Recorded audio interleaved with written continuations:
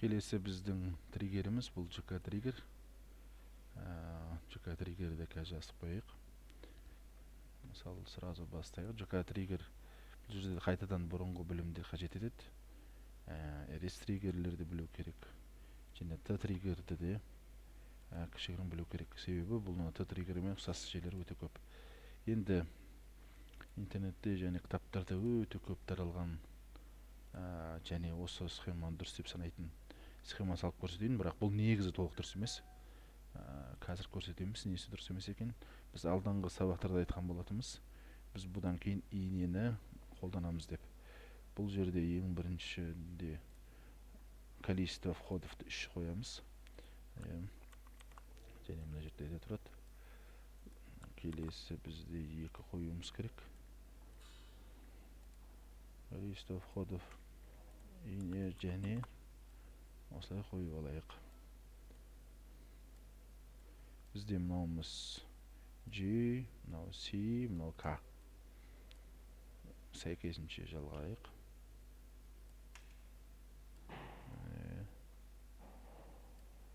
Соны жалғадық. K-ны жалғайық.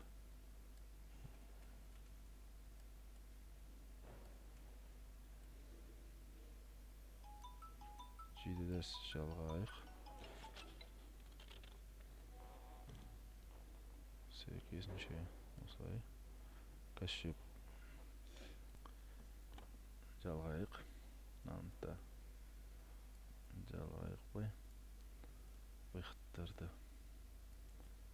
көрсетейік. Сәйкесінше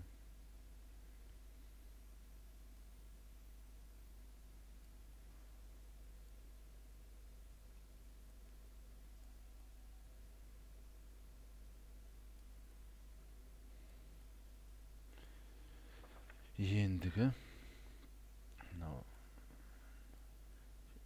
дұрыс көріну үшін осылай айналдырып алып келейік. Мынаны да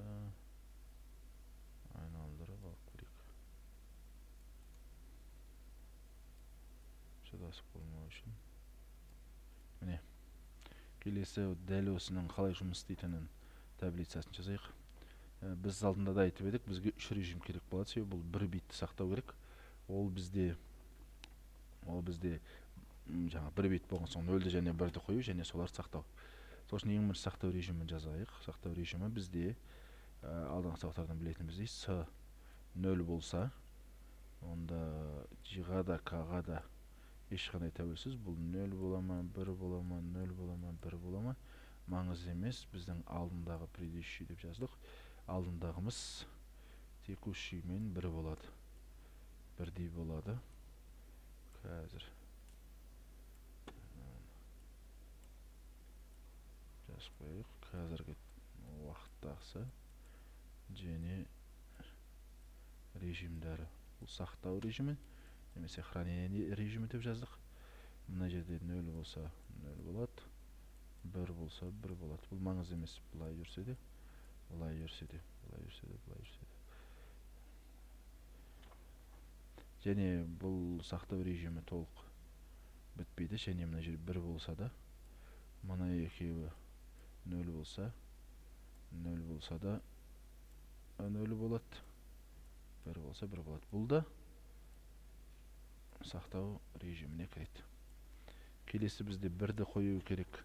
Жақсы, қазір осыны бір көрсетіп олайық. Міне, мына 0 болып тұр. Міне, мына істесек те, міне G-ді істесек те, ешқандай өзгеріс жоқ. Міне, 1 болса 1 болып тұра береді. Енді бізде осыны өзгертіп алайын. 0 қылып, міне. Қазір 0 қылдым, міне. Қайттан 0 қойын, міне. 0 болып тұрса да, қайсысы өзгерсе де, мүлде маңызды емес, міне өзгеріп тұр. Енді мынау көріп отқандарыңыздай, мынау 1 қойғаннан кейін, уже біз K-ны 1 қойсақ, әрқашан мына жер 0 болады. Мысалы, қазір мынаны 1 қылып алайын. Міне G-ді бастық 1 қылсақ, міне мынау K-ны басқан кезде әрқашан 0 болады. Енді осыны жазайық. K деген 0-ді орнату, G деген уже 1-ді орнату, міне. 0 болса да 1 болса да 1 болады. Енді соны мына жерге жазып қойық. міне С1 мынау 1 болса, мынау 0 болса, онда 0 болса да 1 болады, 1 болса да 1 болады. Яғни 1-ді орнату. Міне қазір көрсеттік бұны. Міне мынаны 1 қыламыз да, мынаны 0 болып алайық. Міне 0 болып тұр. Міне 1 қылдық жиді басып. Қайттан 1 болса да міне бассақ 1 болады. Міне келесі бізде К-ны уже басу. Ол К бізде 0 болған кезде 1 болса, 0 болса да 0 болады.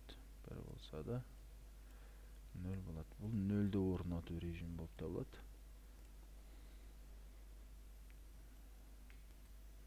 Бір қойық бұл.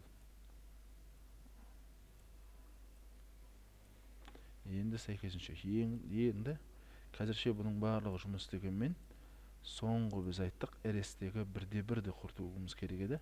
Және бұл құртылады деп айтылады, бірақ именно лоджисимда бұл дұрыс жұмыс жасамайды. Триггерді айтқан кезде де бұны айттық, қазір көрсетеміз. Ең соңғы біздегі вариант ол барлығы 1 болған кезде.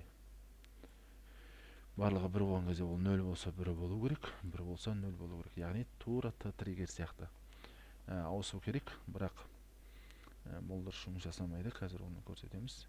Негізгі осы нәрсені береді. Бұл нәрсе кітаптарда да басқада да кездескенімен негізі толық лоджисимда дұрыс жұмыс жасамайды.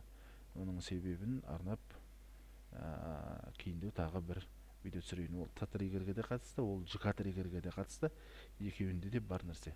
Сол үшін мен алдында триггерде тағы видео түсірдік. Ол жерде ашық двухстепенечный жаңағыдай затты алып, екі қадамды дейік, енді қазақша қалай болатыны, екі қадамды қылып жасадық. Ол жерде біріншісі әрбір этабы, біріншісі мысалы сақтау режимінде тұрса, келесіге ауысады деп солай. Яғни параллель. Бұл жердегі мәселенің бәрі мынау сигнал екеуіне бірдей барған кезде. Енді кішігірім айтып кетейік. Міне бізде мынаны қазір 0 қойып қойдық. Міне мына жерде шыққан, міне Q-дің теріншесі шыққан сигнал мынағында барады, және мынағында барады. Яғни осы жерге келгендегі екі сигналдың одновременно өзгерісіне байланысты бұл негізі жұмыс істемей қалады. Үшті толық тағы түсіндіретін боламыз. Бұл өте маңызды нәрсе. Міне мен қазір қосайын. Міне мынаны 1 қылайын да, мына екеуін де 1 қылайын. Көріп тұрғандарыңыздай уже ары қарай жұмыс істемей қалды. Көріп тұрғандарыңыздай міне әсіресе міне мынаның әсер етуі, міне мынаның әсер етуі каждый міне солай. Қазірше осы ЖК триггеріміз осымен аяқталды.